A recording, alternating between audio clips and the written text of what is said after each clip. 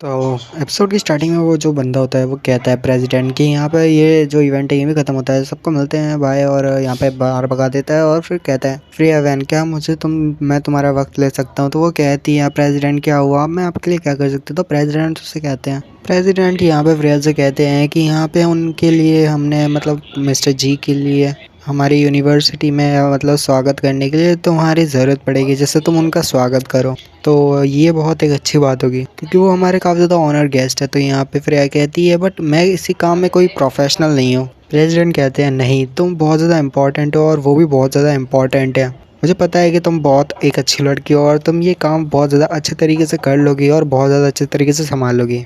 और हाँ कि वो एलाइट है तो यहाँ पे मिसबिहेव नहीं करेंगे और वो ड्रंक तो कर सकते हैं, तो तुम थोड़ा ध्यान से काम करना और वो हमारे लिए बहुत ज़्यादा इम्पॉर्टेंट है, तो याद रखना। प्रिया कहती है ऑलराइट, मैं समझ गई। और उनके स्वागत के लिए एक पार्टी ऑर्गेनाइज की गई होती है, तो वही होता है यहाँ पे फ्रेया होती है और साथ ही कुछ और भी मेहमान होते हैं। जहाँ पे एक बंदा होता है जो कि काफ़ी ज़्यादा यहाँ पे बदतमीज़ी से बात कर रहा होता है एक लड़की से, और लड़की भी थोड़ी सी अजीब ही होती है। फ्रेया मन में कहती है कि ये लाइट है, मुझे नहीं पता था कि ये लोग ऐसे होंगे। मुझे तो बताया गया था कि ये बिल्कुल भी ड्रंक नहीं करेंगे और ना ही किसी के साथ मिसबिहेव करेंगे, पर ज़रा देखो तो ये बंदा कैसे उस लड़की के साथ मिसबिहेव कर रहा है और साथ ही ड्रंक कर रहा है। तो दिखाते जो फ्रेया होती है वहीं पे बैठी हुई होती है, मिस्टर जी यानी प्रेसिडेंट जी वहीं पे बैठे हुए होते हैं। यहाँ पे वो बंदा से चलाते हुए कहता है कि तुम फ्रेया वहाँ पे क्या कर रही हो, तुम किसका इंतजार कर रही हो, जाओ जाके मिस्टर जी की हेल्प करो, उनका ग्लास को भरो। और आज तुम इतना डम वर्क मतलब ये डल बिहेव क्यों कर रही हो, जाओ जाके उनकी मदद करो। प्रिया कहती है अरे तो मेरा टर्न है। तो वो यहाँ पे ग्लास देते हुए कहती है मिस्टर जी प्लीज़। तो वो लड़का यहाँ पे कहता है कि तुम भला उसकी साइड क्यों ले रही हो, तुम उसके पास क्यों जा रही हो, मिस तुम मेरे साइड आओ, तुम मिस्टर जी को लाइक करती हो क्या। विंसेंट कहता है कि तुम्हारा शुक्रिया, अपने हाथ के ऊपर नीचे करने लगता है और कहता है अगर तुम्हें नहीं पीना तो कोई नहीं, मैं तुम्हें फोर्स नहीं कर रहा। विंसेंट कहता है अगर तुम नहीं करना चाहो तो कोई बात नहीं, तुम नहीं रहने दो, तुम मत करो, तुम अपने आप को फोर्स करियो ये करने के लिए, और तुम भी ज़्यादा ड्रिंक मत करो, तुम चाहो तो आराम से बैठ सकती हो। प्रिया शर्माने लगती है और कहती है कि ये तो काफ़ी ज़्यादा अच्छा है। उसके साथ जो वो बंदा होता है जो कि ऑनर गेस्ट होता है वो साथ ही यहाँ पे फ्रेया के साथ बदतमीजी करने लगता है और कहता है कि चलो एक और पी लो, ऐसे करके उसे कहता है ड्रिंक करने को। प्रिया थोड़ा बहुत ड्रिंक कर लिया होता है, वो कहती है कि नहीं नहीं मैं और नहीं कर सकती, मुझे बाथरूम जाना है। विंसेंट दूसरे वाले से कहता है कि तुम काफ़ी ज़्यादा ड्रंक हो, चुपचाप यहाँ पे बैठ जाओ। और फिर विंसेंट उसे कहता है कि तुम उनका लोगों का इस्तेमाल नहीं कर सकते, उनका एडवांटेज नहीं ले सकते जिन्होंने ड्रिंक किया, और उनका तो बिल्कुल नहीं जो तुमसे ज़्यादा यंगर हो, तुमसे ज़्यादा जवान हो। प्रिया जो होती है बाथरूम में होती है और कहती है कि मैं वापस वहाँ नहीं जाना चाहती।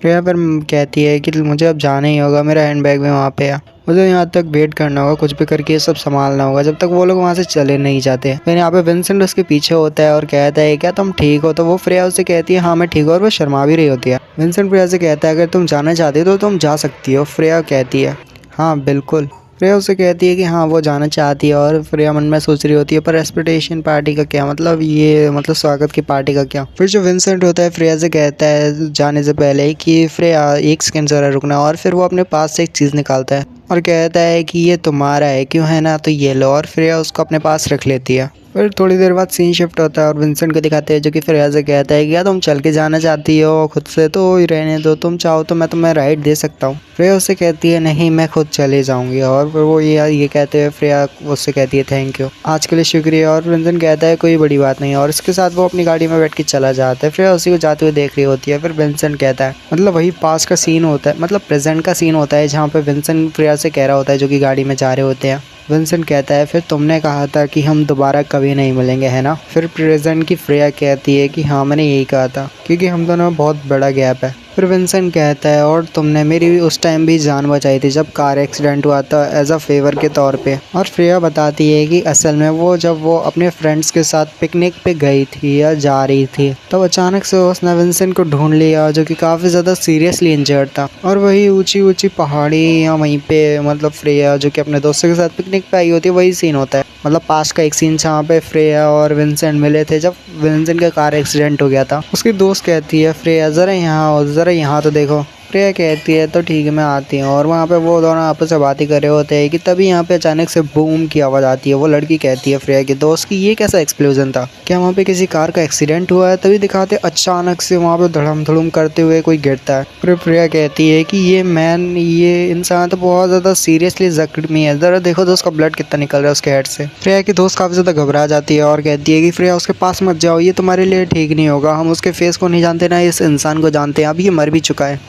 ये हमें वो भी नहीं पता है कि ये जिंदा है या मर चुका है। हमारे लिए यही बेटर होगा कि हम यहाँ से चले जाएं, वरना हम पे कुछ भी दिक्कत हो सकती है, ये कोई सीरियस मामला भी हो सकता है। प्रिया उससे चिल्लाते हुए कहती है कि ये अभी तक जिंदा है, तुम ऐसा नहीं कह सकती कि ये मर गया है और हमें एम्बुलेंस को फ़ोन करना होगा इसके लिए। उसकी फ्रेंड कहती है हाँ ठीक है। प्रिया फ़ोन करती है और कहती है hello hospital of university of river city, यहाँ पे एक कार एक्सीडेंट हुआ है विनिक रोड के नीचे। फिर हमें वही हॉस्पिटल का सीन दिखाया जाता है जहाँ पे वो जो डॉक्टर होता है कहता है कि ये जो पेशेंट है ये सीरियसली इंजर्ड है और उसका जनरल चेकअप हुआ है, भाई ये बहुत ज़्यादा इंजर्ड है। डॉक्टर कहता है कि इसकी जो आइज़ है वो काफ़ी ज़्यादा डैमेज हो गई है और इसने अपनी साइड को खो दिया है और तुम तैयार हो जाओ क्योंकि तुम्हें बैड रिजल्ट ही मिलने वाले हैं, क्योंकि हम तो अपना पूरा ट्राई करेंगे बट ये काफ़ी ज़्यादा सीरियसली इंजर्ड है, तो पक्का नहीं कह सकते कि ये ठीक हो भी पाएगा कि नहीं। प्रिया विंसेंट की तरफ देखते हुए कहती है कि विंसेंट तुम ज़रूर ठीक होगे और मैं अपना पूरा बेस्ट दूंगी तुम्हें ठीक करने के लिए, और जैसे तुम वापस दोबारा अपनी आंखों पे देख पाओ और दोबारा पहले जैसे नॉर्मल हो पाओ। फिर से हमें प्रेजेंट का सीन दिखाया जाता है जहाँ विंसेंट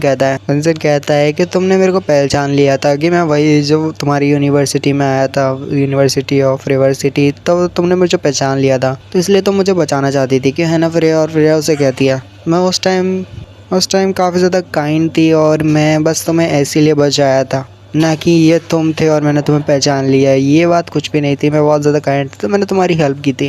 इंसान कहता है तो मुझे ये बताओ कि तुमने मुझे ठीक करने के बाद, उस जगह पे छोड़ने के बाद जब मैं ठीक हो गया तो तुम वहाँ से क्यों चली गई, मुझे अकेला छोड़ के क्यों जा गई, मतलब अकेला छोड़ के क्यों चली गई, ऐसा पूछता है। फिर विंसेंट जो फ्रेया होती है मन में सोच रही होती है ये सब नैन्सी ज़ाओ की वजह से हुआ है, क्योंकि नैन्सी ज़ाओ ही सबके पीछे थी। फिर से हमें एक पास्ट का सीन दिखाया जाता है कैफ़े का, जहाँ नैन्सी ज़ाओ फ्रेया से कह रही होती है कि ये रहा तुम्हारा चेक $5 मिलियन का, जो कि बहुत जल्द तुम्हारे हो जाएंगे, और ये एयर टिकट जो कि मैं तुम्हें फ्री में दे रही हूँ। तो तुम समझ गई होगी कि मेरा मतलब क्या है। फ्रेया कहती है मिस ज़ाओ मुझे लगता है कि यहाँ पे आप गलत हो और मैं ऐसी लड़की नहीं हूँ जो यहाँ पे ये सब छोड़ के चली जाऊँगी, और मैं विंसेंट को अकेला नहीं छोड़ सकती।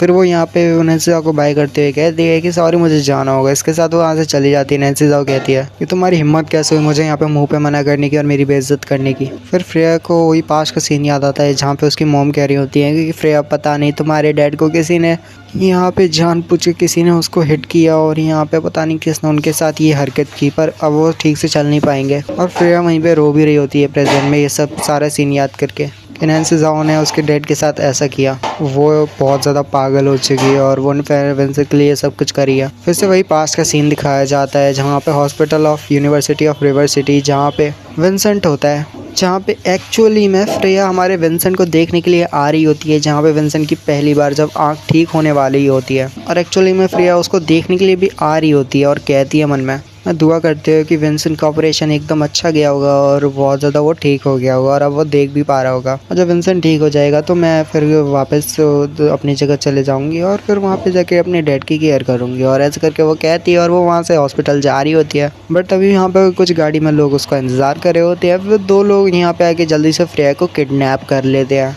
इसी के साथ ये वाला एपिसोड यहीं पे ख़त्म हो जाता है। वो वीडियो पसंद आई हो तो लाइक कर देना, चैनल पर नए हो तो सब्सक्राइब कर देना, कमेंट कर देना मोटिवेशन के लिए। मिलता हूँ अगली वीडियो में। Sayonara, peace, good bye.